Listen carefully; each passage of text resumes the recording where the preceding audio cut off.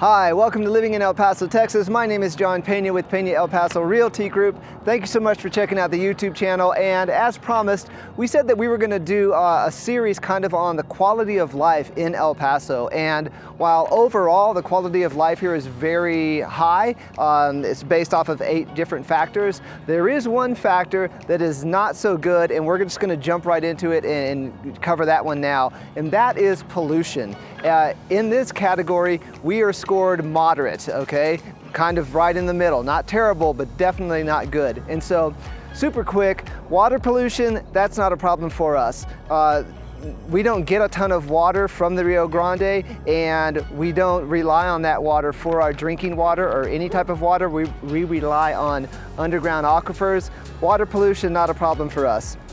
Land pollution, not a problem for us either. There is one little section though in El Paso, and there's other YouTube videos on this. You can check out, if you YouTube, like search Smelter Town, Asarco, I believe, and we used to have a smelter factory back in the day, and that land actually is pretty polluted, but not a lot of people live there, and unfortunately the poor folks that do live there do suffer from the effects of that.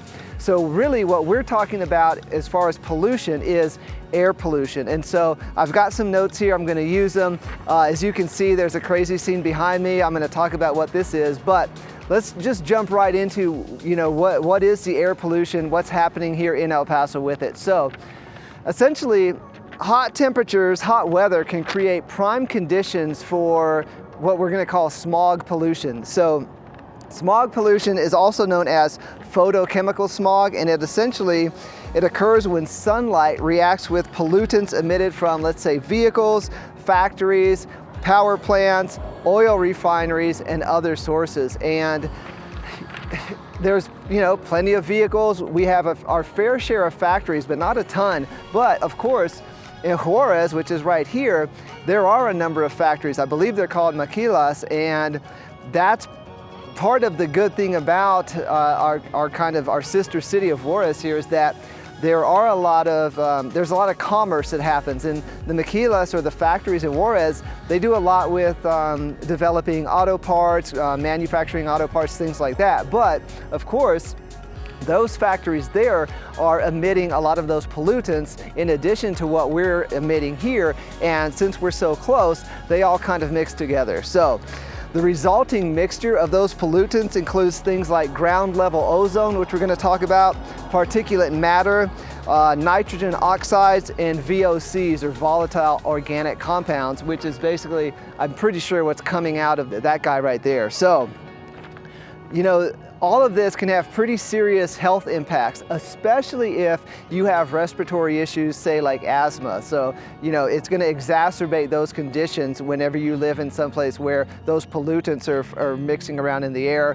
And then for everybody else, could cause eye irritation, headaches, and other symptoms like that. So let's talk a little bit about ozone. So ozone is a major component of that smog that forms here when those high temperatures, sunlight, and those airborne chemicals react. And so it is important to note that, it's likely that in the summer is going to be when those higher temperatures are, and then that's going to, of course, kind of increase the chances of that ozone taking off. And so I've found a couple of articles, and so in the first 8 months of 2022, just last year, air quality monitors recorded 8-hour ozone levels that were over 70 parts per billion on 18 days. And so, 18 days out of 8 months doesn't sound too bad, but at the same time, once you get above that 70 parts per billion, it starts to basically create those conditions that are conducive to air pollution. And so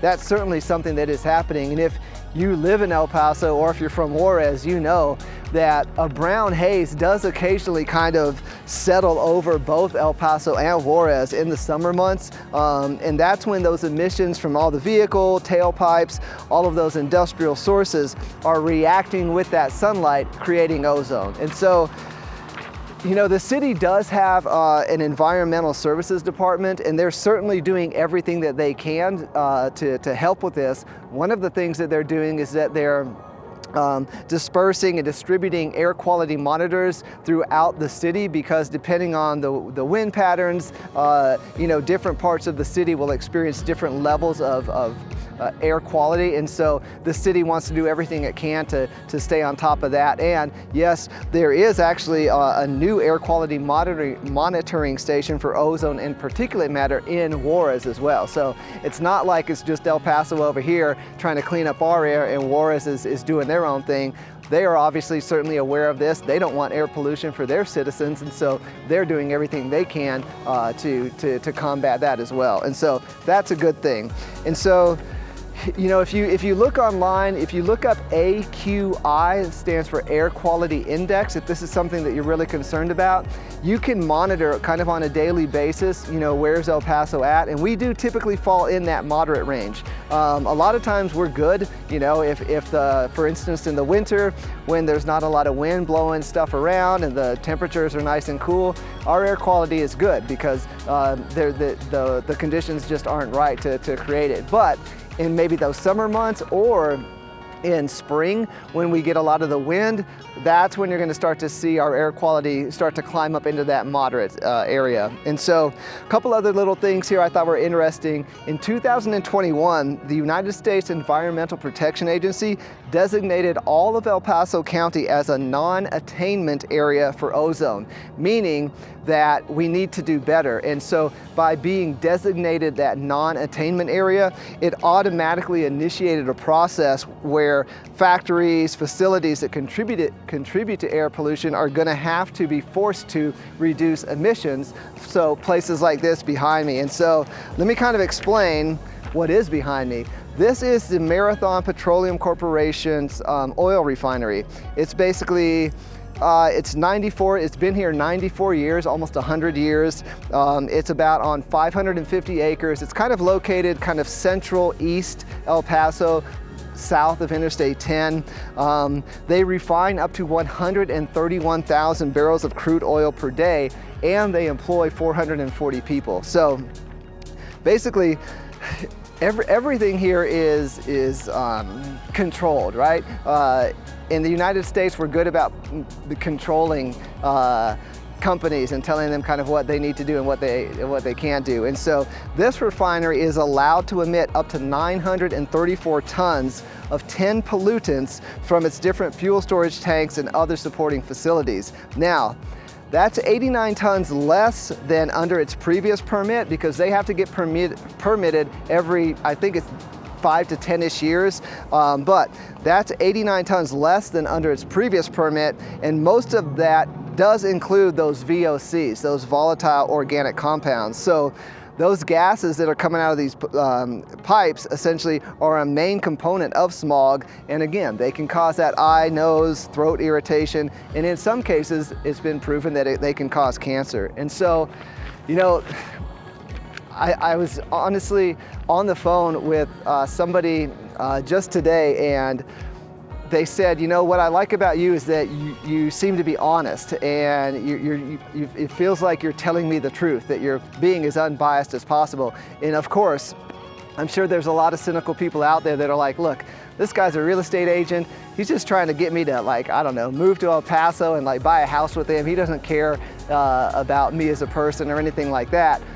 That's one, not true. And I do believe that it is true that I do try to be as honest as humanly possible.